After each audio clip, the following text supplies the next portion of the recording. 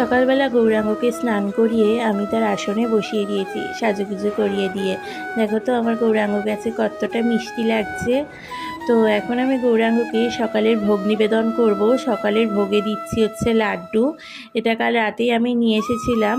আর একটা নিয়ে এসেছি গৌরাঙ্গের জন্য একটা মিষ্টি। আমি দোকানে এটা প্রথমবার দেখেছি, হয়তো এটা আগেও ছিল, আমি যেহেতু প্রথমবার দেখেছি তাই আমার কাছে নতুন মনে হলো যে গৌরাঙ্গের ভালো লাগবে, তাই নিয়ে এসেছি। তো সেটাই আমি দিয়ে দিলাম। এবারে ওপরে তুলসী পাতা দিয়ে আমি গৌরাঙ্গকে ভোগটা নিবেদন করে দিলাম। তারপরে গৌরাঙ্গকে একটু নিজের হাতে খাইয়ে দিচ্ছি। নিজের হাতে গৌরাঙ্গকে খাইয়ে দিলে না প্রথমে মনটা শান্তি লাগে। তো মুখের মধ্যে একটু লেগে গেছিলো, সেটাই মুছে দিলাম। এবারে আমি জলটাও নিবেদন করে খাইয়ে দিলাম।